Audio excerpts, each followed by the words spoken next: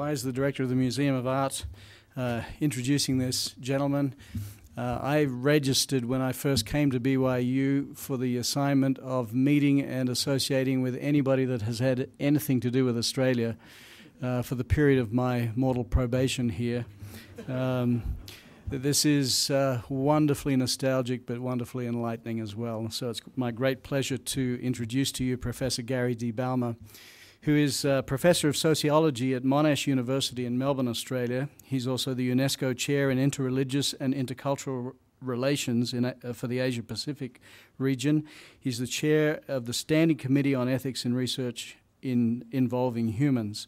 His academic background includes a BA in Greek and Philosophy from Calvin College in the United States, a BD in the History of Dogma and Church and Society at Princeton Theological Seminary, an MA in Social Psychology at Cornell, and then a PhD in Sociology in Cornell.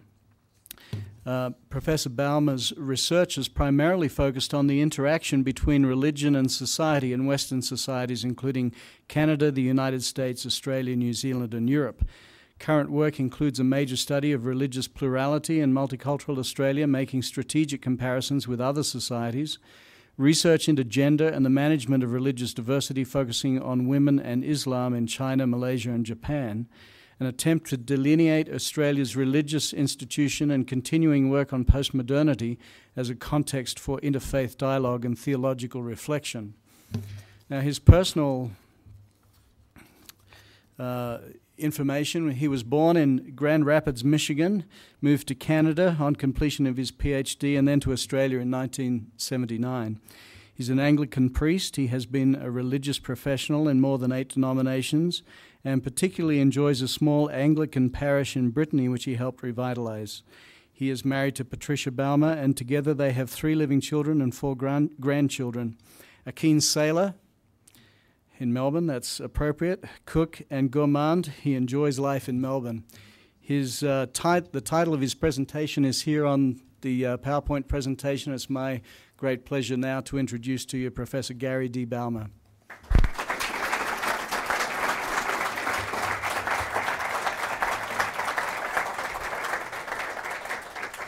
Thank you for that, Campbell. It's a pleasure to be with you.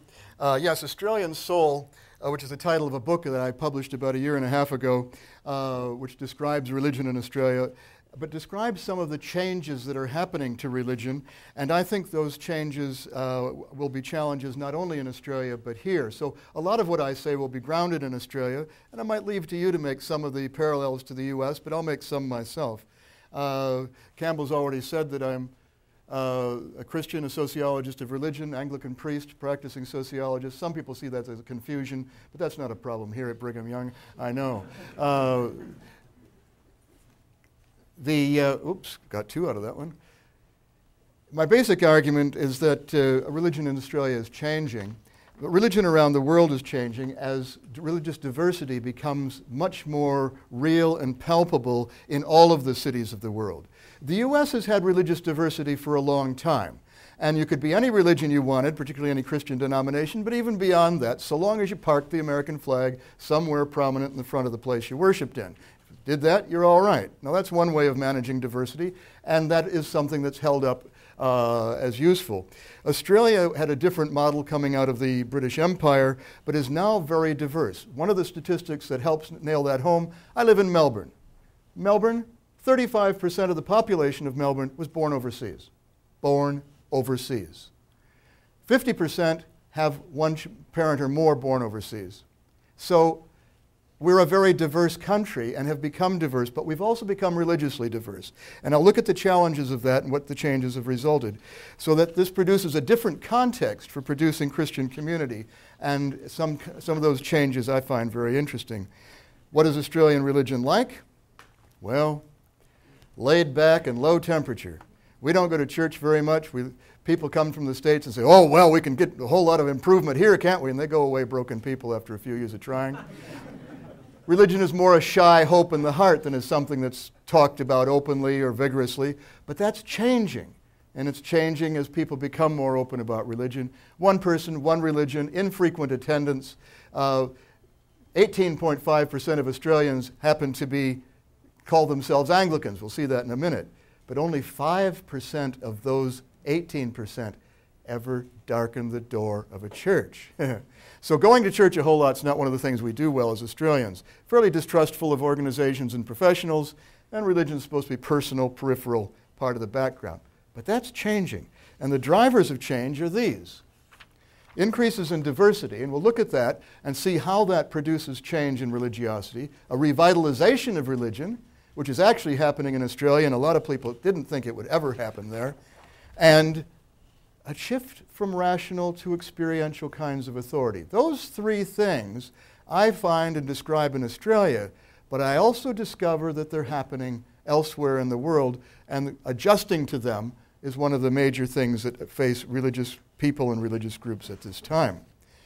Increases in religious diversity. Well, migration has brought Buddhists and Muslims and Hindus. Catholics have grown enormously since 1947 in Australia. And in fact, we wouldn't have as many Anglicans as we do if it hadn't been for migration. Conversion has brought Pentecostals and a host of spiritualities. Very interesting, in the census information of 2001, 1.5% of the people wrote something down that could not be coded to an existing category, but had some vague, spiritual, fuzzy feeling about it. Spiritual, not religious, spiritual questing. And when I talk to Australians about this, and they say, oh, that religious diversity, that's new. And I said, Religious diversity and cultural diversity has characterized the great land of Australia for over 40,000 years. The indigenous peoples spoke hundreds of languages, hundreds of cultures, hundreds of religious communities. And so religious diversity has been so much part of our continental history that we should just get over it and get used to it, because we have always practiced inclusion and not exclusion.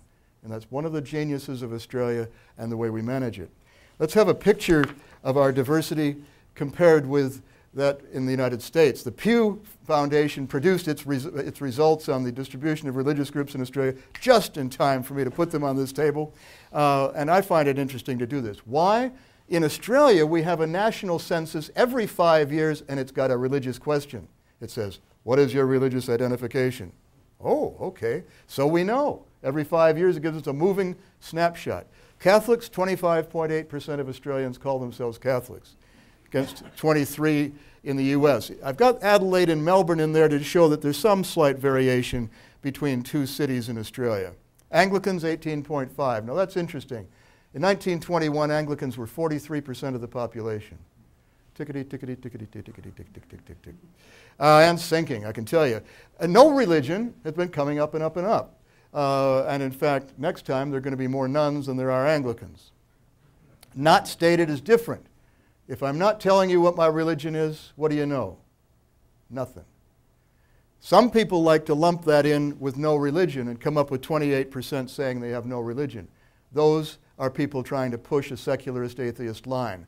I stop them dead in their tracks because I know that at least half of those people go to church from other studies. They're often people like Jews who are a little bit cautious about giving census information. Why?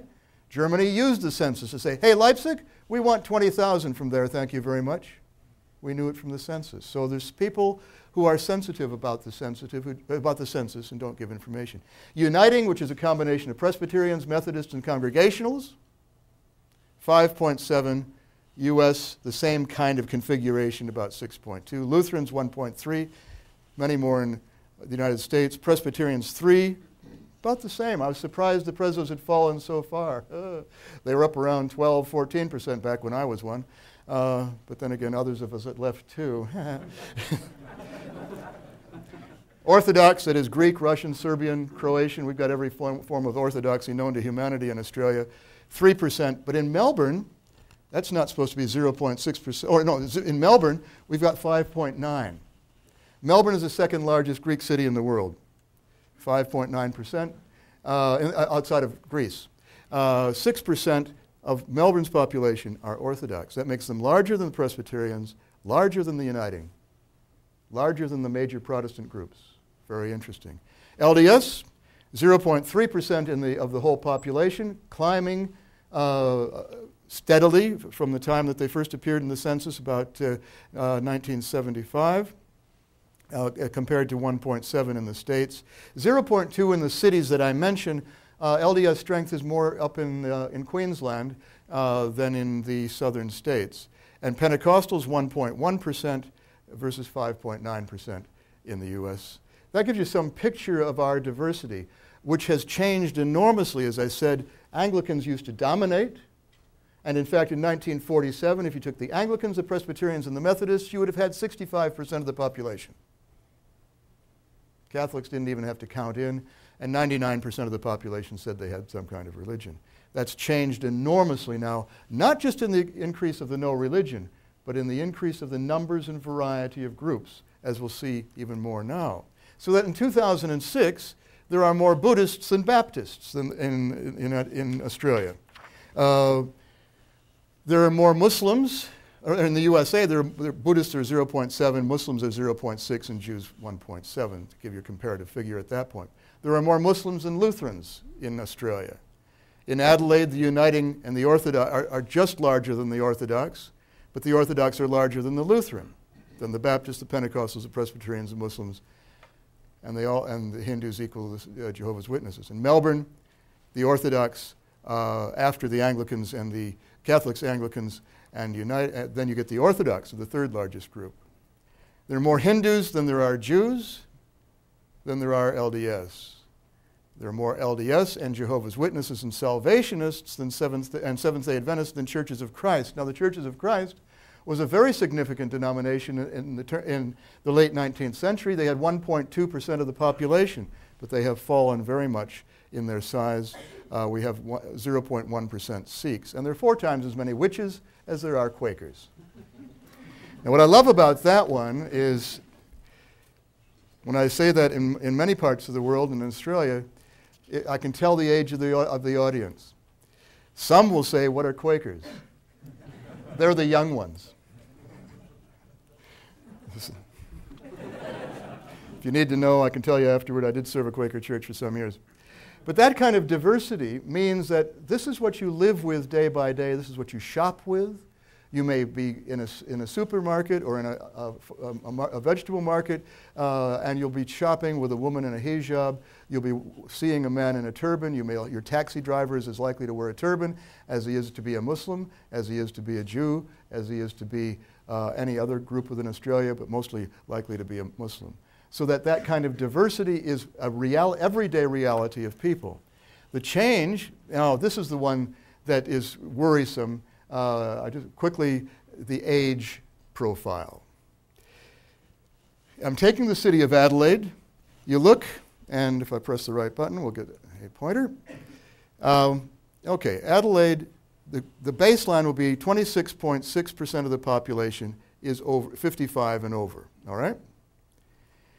For the Uniting Church, 43% are that old. For the Anglicans, 41.6%. I jokingly say that I'm part of the youth group. Baptists, 33, so they're a bit younger. Lutherans, 30. Catholics, much closer to the average for that city. Pentecostals, much younger, and LDS, healthily younger.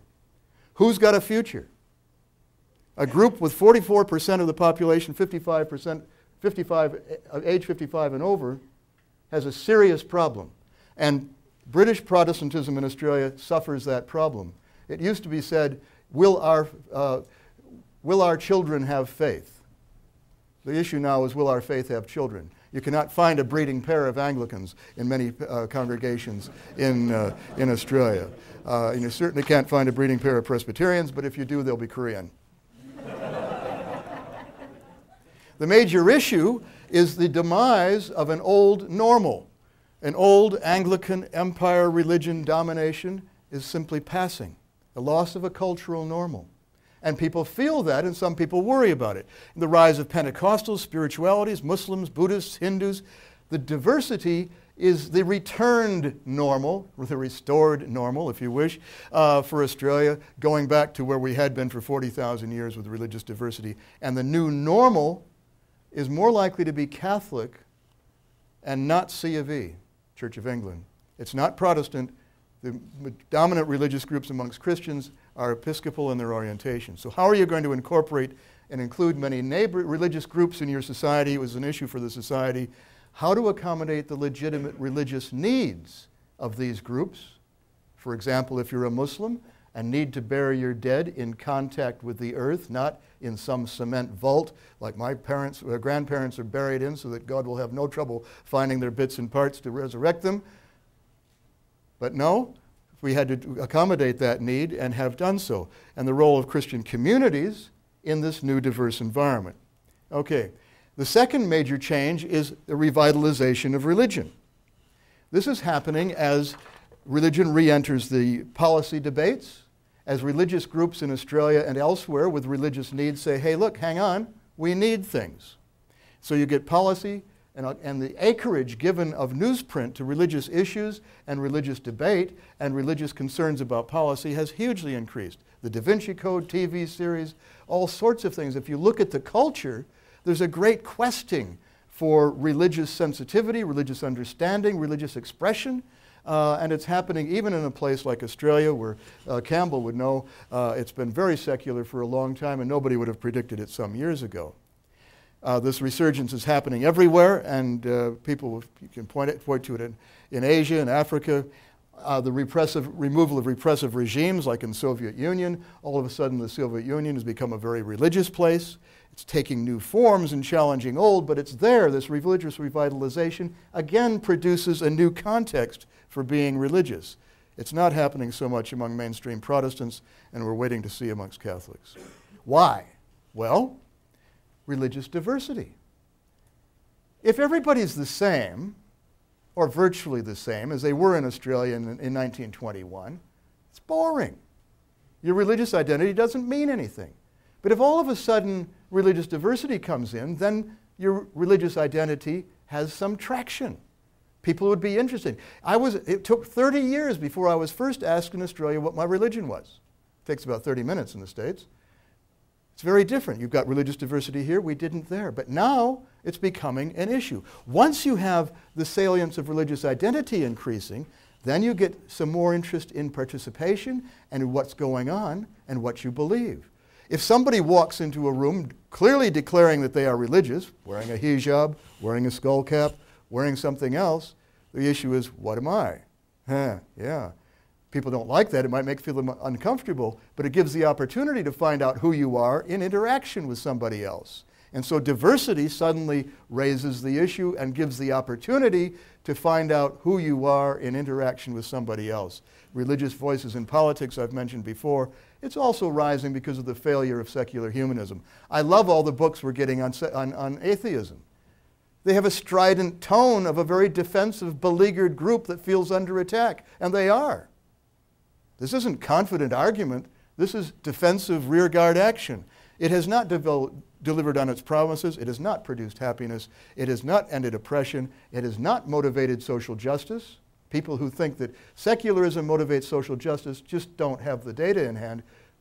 Concern for social justice often springs out of a deeply grounded religious faith. And the winding back of the welfare state has also been an important factor in this. Religious competition or cooperation or conflict will arise when you have increased revitalization and diversity. So you get competition in seeking converts and seeking policy implications, and shaping policy, and internal rivalry over everything to do with religion, theology, worship, and ethics. The difference between competition and conflict must be watched. Competition's healthy. When I say that to Anglicans, they say, oh, we don't compete. And I say, I know you don't. You're withering on the vine. You're not putting your best foot forward. You're not saying what you are. You're not ready to articulate your case. But that's different from conflict. In conflict, you seek to drive the other person out, to deny them space, to deny them legitimacy within the society. And that comes in vilification, dehumanization, the use of terms of dehumanization about other groups, opposition to mosque building. Yeah, you could do it. I'm sure that there are places where LDS could mob together and decide to prevent, through whatever rules, the building of a mosque. I'm not blaming you for it. I know my mob does that in places, and I'm really ashamed of it. Evangelical Christians are often doing that sort of thing. That's conflict. Competition's healthy. Conflict is not. Conflict produces hatred, resentment, fractures of society. We don't have to have that, but competition is fine. Secular societies are interesting ones, not secularist. Secularists say they have to drive religion out of the public space. In secular societies, the religion is, in a sense, out of the control of the usual containers, and both the state and religious organizations are no longer to contain it all or control it all. It is privatized in some ways, and it is seeking expression in a multitude of ways, including those that already exist of religious organizations. But watch the language between secular and secularist. The secularist wants to drive out religion. The secularist is happy to have room for many voices, including both religious and non. Finally, there is a change and a shift of cultural authority which is affecting religious groups, and that is a shift from toward experiential kinds of authority. According to Weber, there are three kinds of authority. There's the traditional, there's reason and law, and there's experience, feeling. And it's very interesting. All religious groups combine these three, but ultimately resile to one or the other in terms of making ultimate judgments. If you happen to be a Catholic and you want it decided, you refer it to a bishop, and the bishop decides, or the Pope at the best. And that's very traditional, very hierarchical, etc. Reason and law, if you're a Presbyterian, you say we've got to argue about it, debate about it, we'll have a creed about it, we'll come to a conclusion about it, but reason, scripture, creeds all apply. If you're a Pentecostal, the question is, how is the feeling? But it's not just Pentecostals. Does it feel right?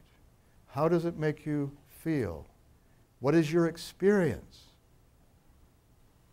And I think there's room for that in all religious groups, but the point is there's a movement from reason to experience as the foundation of religious authority, and that movement really took hold in the 1810 to 1840 period and is finding full expression now as the foundational point of.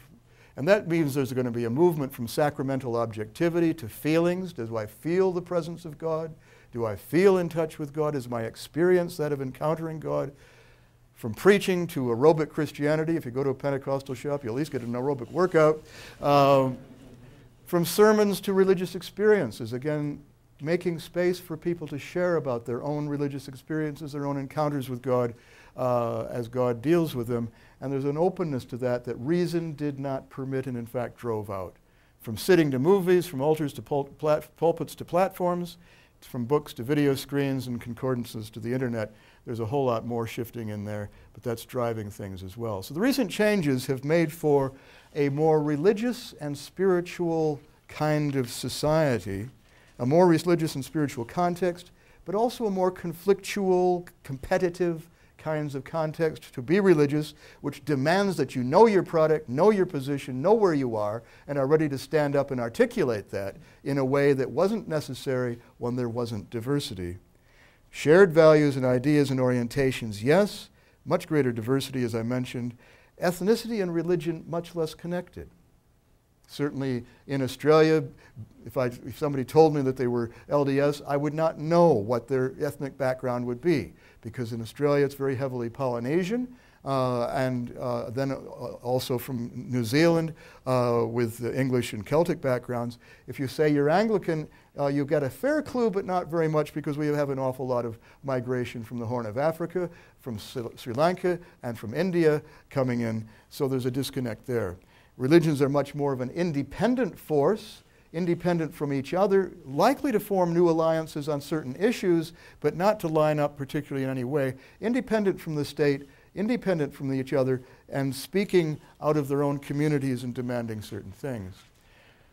So out of this comes, and you were warned about interfaith and faith dialogue. Yes, this is what I think all of this points us toward, is this religious diversity and revitalization. It means there's a screaming need for understanding about different religious groups, and to do that involves usually encountering them.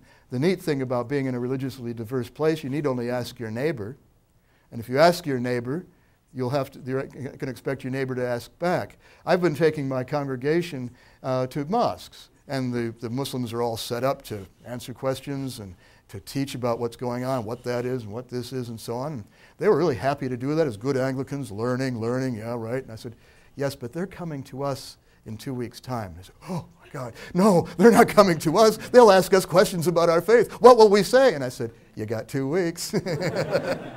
And they did, and it was nice to see these Anglicans who had never been asked a question about their faith probably in all their life, except possibly from preparation for confirmation, to draw on the resources that they didn't know they had and to find themselves able to articulate a faith answer, and to come away from an interfaith experience more deeply grounded in their own faith, more able to articulate it than they were before. They didn't want to become a Muslim. They weren't that mad keen for the Muslims to become Anglican. But they sure learned respect and understanding of the other and of themselves. And people who engage in real interfaith activity discover that. They grow in their own understanding of their own position and ability to articulate it, and respect for other people's position and the way that faith and religion works for them. So that requires dialogue and respect and listening, but it really makes you learn your own position, which is utterly critical. The opportunities, I happen to be chairman of the Parliament of the World's Religions, which is going to be meeting in Australia in 2009. I invite you all to come. Melbourne's a lovely place. It'll be a great event, probably 10 to 15,000 people. A very important event. People come as individuals, not as representing a religious group or as delegates from a country.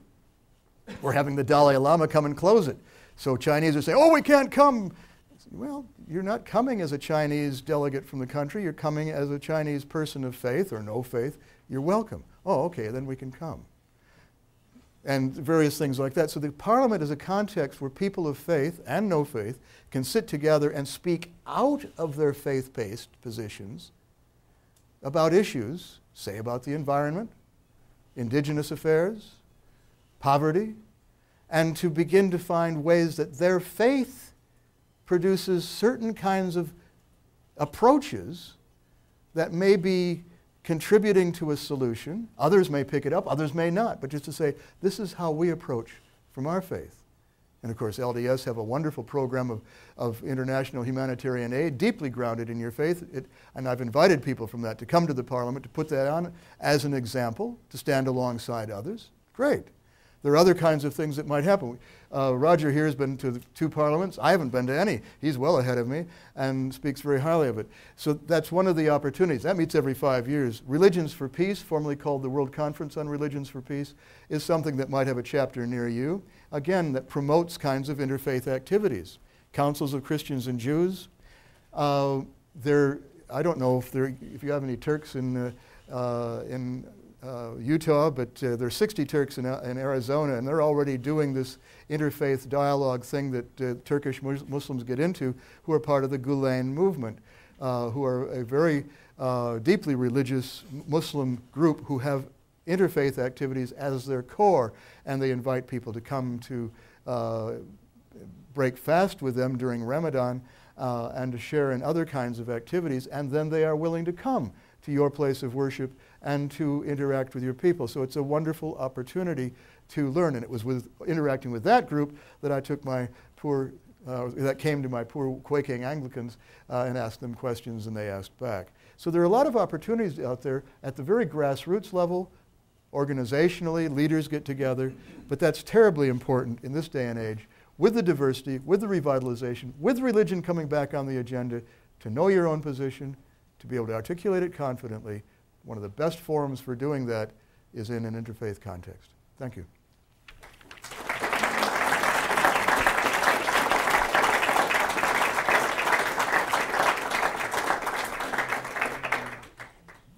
Any questions? Yep. Yeah, you mentioned the... We could have you wait until the mic comes. Sorry for the recording. Oh, right. Tell us your name and what you're studying. My name is Clint Rogers. I'm faculty in the business school. Just go ahead.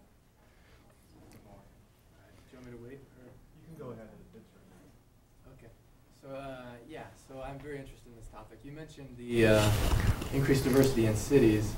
One of the things I study is the diversity online and how people are interacting. Yes. I'm wondering, from your perspective, what the best online venues are for this kind of understanding, dialogue, respect? There is a website for the World Conference on Religions for Peace, which I would direct you to first. To say that it's the best would require me to have experience with other ones, and I don't. But if you want to write it down, it's www.parliamentofreligions2009, all one word.org. And so you can start there. But the online thing is very interesting because that's one of the challenges to very textually based religious groups that Anglicans are certainly one of them, as online forms of community and interaction happen. Now, if you go online, you can find plenty of hate groups, and the sort of hatred stuff that goes out about religious groups online is vile and needs to be, people need to be aware of it because you can get sucked into it very quickly. It's highly problematic, and fortunately there are some efforts to put online not only contradictory information or correcting information, but opportunities to engage with people who are different to yourself. And so that whole technology needs to be brought into the interfaith activities as a way to do it and to broadcast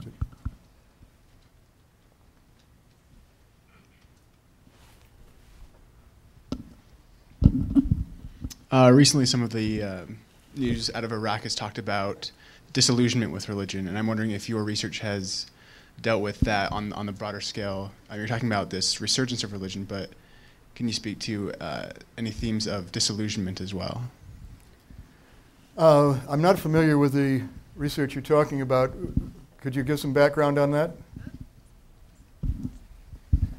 I'm not too concerned about this specific issue, but the issue in Iraq is that a lot of young people are disillusioned with religion because of its connection with violence. Yeah. And so, I just think, looking back on the 60s and 70s, there was a major disillusionment with religion in America, looking back on the Cold War. And so, I'm just wondering if disillusionment is fading, if this resurgence is kind of overcoming that disillusionment that many people have felt, or if you have seen examples of kind of a resurgence on one hand, but also disillusionment on the other hand in certain people. Yes, I mean, if you look at the data that I showed you, there's a sort of a disillusionment with the mainline Protestant groups. All right, they're old, they're probably less relevant, and if you happen to go into one as a young person, you'd say, "Not me, not here. All I'm seeing is gray heads." So there's a disillusionment with that.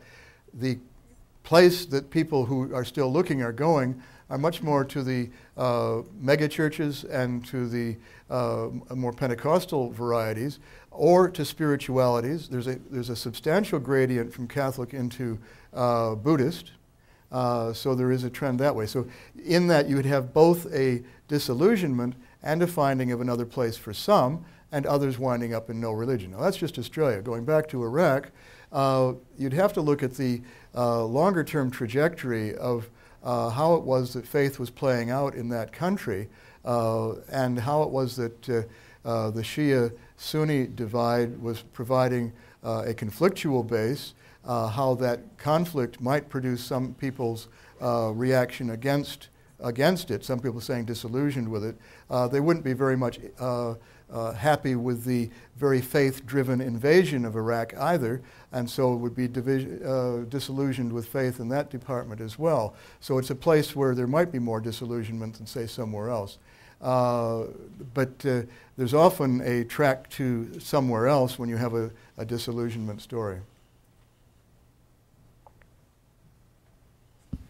There's one right behind you. Hi, I'm Ryan Combs. I'm the religion librarian in that big building behind you. I was just wondering, actually, if you wanted to make any comments or whatever on the Archbishop's remarks on Sharia law and those items. Yes, the Archbishop of Canterbury said in a speech that he figured that in time Britain would adopt elements of the Sharia law. He did not do that because Muslims were asking him to do that, or because Muslims in Britain of any number are asking for that. He said that out of a respect for the diversity of the country and for the request of different religious groups for recognition of their customary law. There are already within Britain Jewish courts and dealing with Jewish law with respect to some of the same issues that Muslims might prefer to deal with Sharia law, which would be in the area of family, property, and for Muslims, often matters of finance. Now, we in Australia already have Jewish courts. We also have indigenous courts respecting customary law there. So this is not a new idea. This is not something revolutionary, nor does it usually, nor was he including the hudud kinds of laws which have the hand chopping stuff, etc. But Sharia law is often very disrespected in the West because it's not understood. It's also often misapplied in those areas where Muslim countries introduce it without a long history of having had it in practice, even as parliamentary procedures didn't go very well in Africa when they were introduced without a long tradition of getting there. So it's quite a richly complex thing, which wasn't reflected in his speech, and there's a great reaction against it. But I think he's right, that it's very likely that there will be elements of Sharia law, and that has been going on for many years. Malaysia has had a parallel running of Sharia law and what was British law, common law, for a very long time. And if you were a Muslim, you had to do Sharia law, but if it couldn't be settled there, it would go over to the secular courts.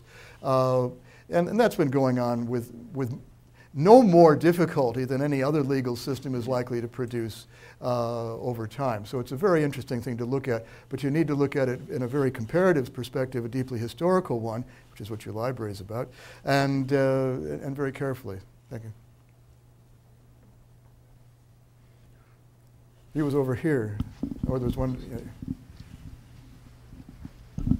My name is Justin Morgan. I'm studying communication disorders.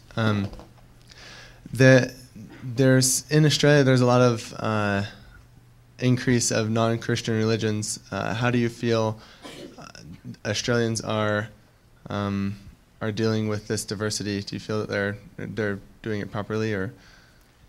Yeah, the increase of Christians other than religion has been going on, and I think we've done some good things, and we've had some places where we didn't do so well. On the negative side, we did have a town council that declared itself to be a mosque-free zone, and they wouldn't allow the building of mosques.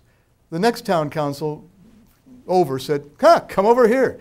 And so they did, and so did a host of other migrant communities who built their temples, and this place has become a rich diversity, and people travel there. The tourist dollar has gone enormously because you can go around and visit all these interesting religious groups. So, employment-wise, we have had some really good stories of people who have accommodated Muslim prayer times within the flexi times of their workload, including assembly line production, which could break it into the coffee break times, and the adoption of the making provision of headdress for Muslim women. Our Victorian police force has a uniform, but it has a regulation outfit which includes a scarf which is suitable for Muslim women to wear. It also has breakaway provisions, so if anybody should grab it, it would break away from the person. It doesn't provide, one of the arguments was if you wear that, somebody can grab it and do something to you. So there's been a variety of creative responses to these kinds of requirements. We have, our government funds both primary and secondary schools of any religious persuasion. And so when Muslims wanted to have their own schools, some said, oh, we'll have to have a jihad and have our schools. They went in, the education department said, here's the forms, you can have it on Tuesday. And that just, again, made them feel utterly welcome, and that we were trying to make accommodation, and did. We already funded Catholic schools. We've been funding Presbyterian schools for some time, and Anglican. Well, we have Hare Krishna, we have the largest Jewish day school system in the world, and a lot of Muslim schools. So that whole business is something that we can hold up, because there are very few other nations that provide readily that kind of funding for faith-based education. We want faith-based education because our state system is so secularist. It's driven religion out. It's given religion a bad name. It's actually driven kids away from churches. So parents are saying, I'm sending my kid to a faith-based school. So those are just some stories about, well, in terms of finance, as I mentioned before, we do have provision within Australia for Muslim banking to occur and for that form of financing to go on. It's interesting, my university has a campus in Prato in Italy where banking was invented, and both Islamic forms of banking and Western forms of banking were invented in the same place. And we have a program within our business school about Islamic banking. Why? A lot of the people we train are from places where that is the form of banking. And secondly, a lot of people we train are going to go work there. Well, why should they have to learn on the job what they should have been taught in their program? I think there's one down here.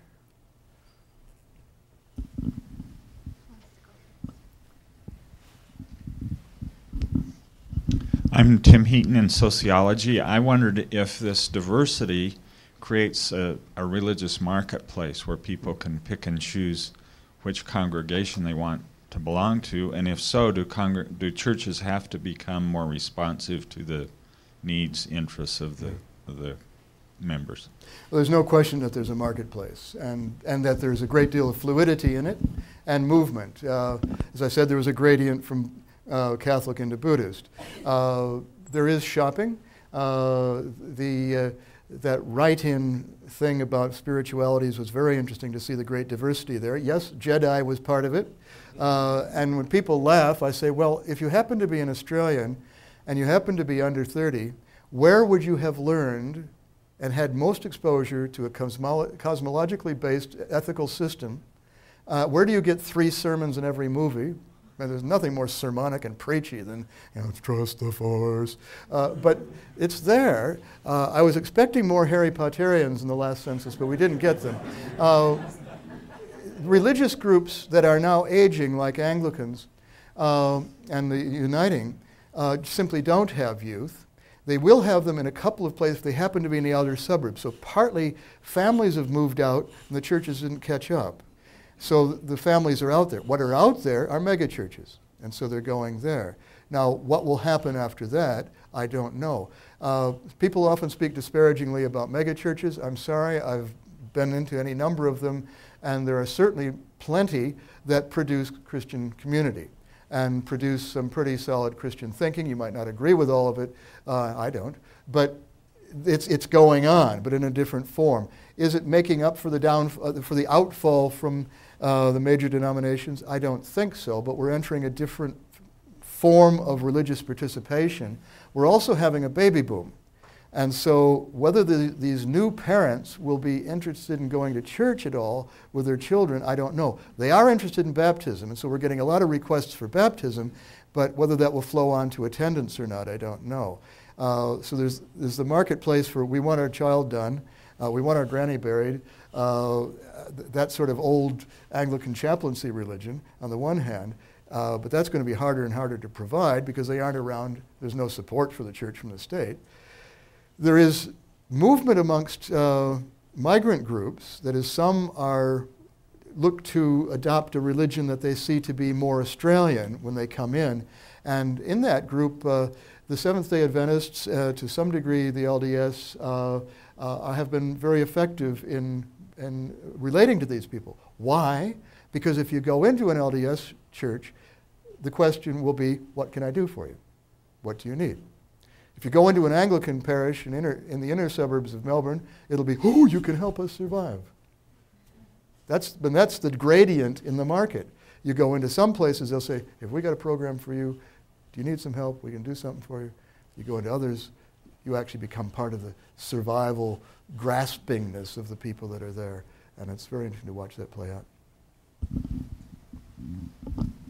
John Livingston, religion, Canadian. The Canadians... Stegall, Jonathan Livingston Stegall, yeah. Yeah, verily.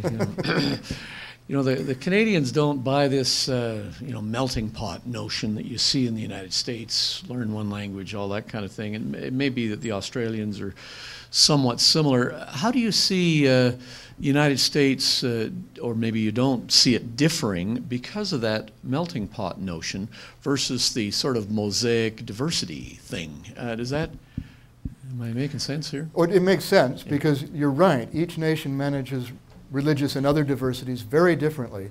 And the term multicultural doesn't tell you a thing any more than the term separation of church and state tells you anything about what's going on.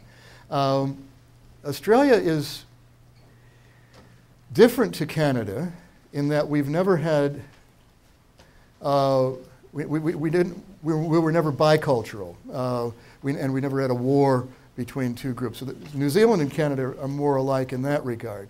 So we don't have a bilingual policy. We actually have a unilingual policy for education, but if you want to announce something important like a total fire ban day for Victoria, which happens from time to time, you'll see 26 languages being used to announce it. If you want to send home an announcement in a school, you might be up to 50 languages. Now, it doesn't mean you're teaching them, but you know that if you're going to communicate with the parents, you're going to have to use it. But there's still that basic notion that you're going to learn English if you want to get ahead. And there isn't much pushback against that because we encourage people, individuals and communities to be bilingual, and so there's a lot of support for language retention, but that's in the context of support for acquiring English. That's one plank in there. On a religious dimension, because we went through the 60s, 70s, 80s, with most of our, and 90s, most of our policymakers thinking religion was simply going to be gone by the end of the century, we didn't have any policies about religion. And so when we come into it now, we're able to be, I think, a little bit more creative and open to the fact that we already have diversity. And by the way, it's actually working quite well, so who needs to be heavy-handed about it? It's very interesting. But it's interesting that comparison between Canada and the U.S. is a really neat way to start, and I just keep going and finding the comparisons fascinating. Yeah.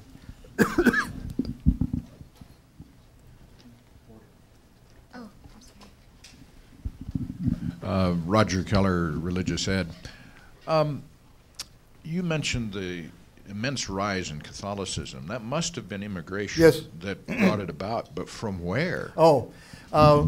Australia had a White Australia policy. First laws passed in 1901 by the new Australian Parliament. And after World War II, we had a lot of immigration. Europeans didn't like Europe. So British, oh yeah, they're white. Dutch, yeah, they're white. Germans, they're white. Italians, yeah, I guess they're white. And so they had a huge wash of Italians coming into what was an Irish Catholic church. And that was a really rough time because both the Dutch and the Italian wanted separate Italian or Dutch congregations, and the Irish priest said, and bishop said, nope, you'll have to blend in. And there are a lot of stories about that. But that's the biggest block. Then the policies went on, and of course, if Italians are white, then so are Greeks, and so that's how Melbourne got to be the second largest Greek city outside of Greece. And of course, if Greeks are white, then Turks are white. So that's how we got to have a very substantial Turkish migration to Australia. And so our Muslim population is Turkish, Lebanese, they're white too, and Egyptians. And by the time we got to Egyptians, we said, throw the policy out, and did. And so, but by that time we had substantial communities of Italians, Greeks, and and Muslims who have now been there for as many as 3 generations and have produced significant communities with all the community infrastructure, and so are very solid citizens. If you happen to hold a civic event and want religious presence, you're going to have 15 people because everybody's there to represent their communities and so on. But that's how the Catholics grew. Yes. There's a question over here.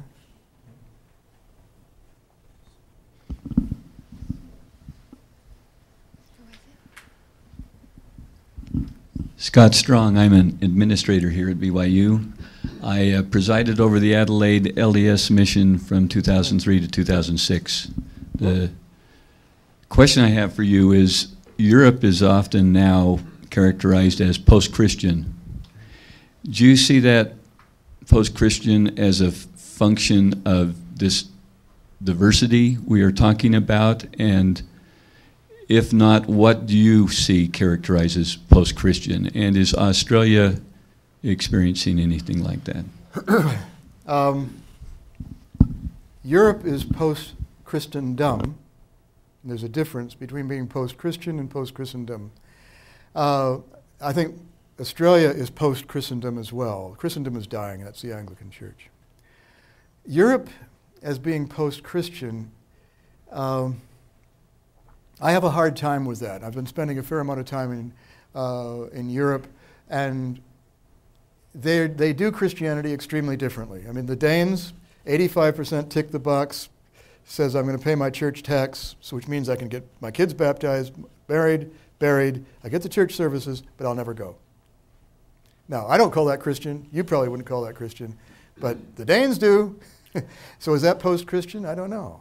Those terms, post-Christendom for me is a society that's gone from a phase where a particular form of Christianity was absolutely dominant, absolutely taken for granted, absolutely normal, and that's past.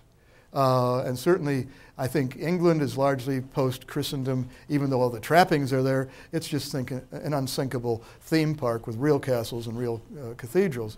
But it doesn't attract a lot of people into its churches either, although it's got vitality for those that are there. So that the whole vitality of religion is becoming expressed by a smaller percentage of the population.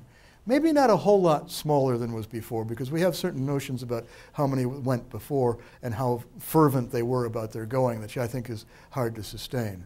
So that whole religious change thing. But it takes such different forms in different countries is what I've begun to appreciate.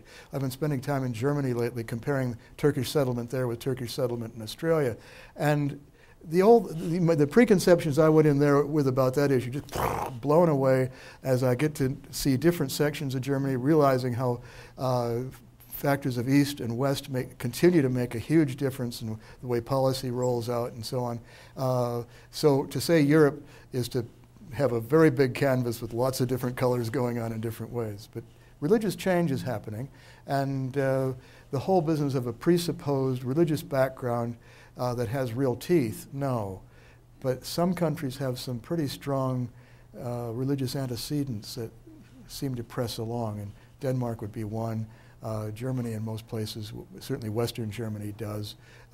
France even in a funny way that the French secularists can't cope with, but just swat away. So it's quite interesting. I love it. Yeah. I'm Spencer. I'm an econ poli-sci major. I was just wondering, do you foresee any future conflict because of the increased competition between Christian religions, between the more traditional faiths such as Pentecostal, Anglican, and the more active proselyting religions such as Jehovah's Witnesses or LDS? Conflict? No. Competition? Yes. At least in the States. I mean, if we move it to other places, there might be some conflict. If we go to Europe again, there are rules that limit your practice and limit your possibilities. The whole business of even sort of Pentecostal conflict, all I got to do is look inside my Anglican church to see that conflict. We've got internal conflicts that will rival anything between us and something outside. We have huge differences in Australia between the Diocese of Sydney, which is lower than any American evangelical would ever dare to go, and we've got other Anglicans that are so far up the candle they can't see the socks. So we have serious conflict and saying competition within the church about that, and it's pulling us apart. And it probably will pull us apart. So there will be contestation over a whole variety of religious issues, which you would expect from living people trying to deal with something as enormous as the mysteries of the revelation in God. The church I grew up with had an ecclesiastical principle which said you can't split dead wood. But anyway, so the answer to your question is there will be some conflict, a lot of competition, and I think that's a sign of life.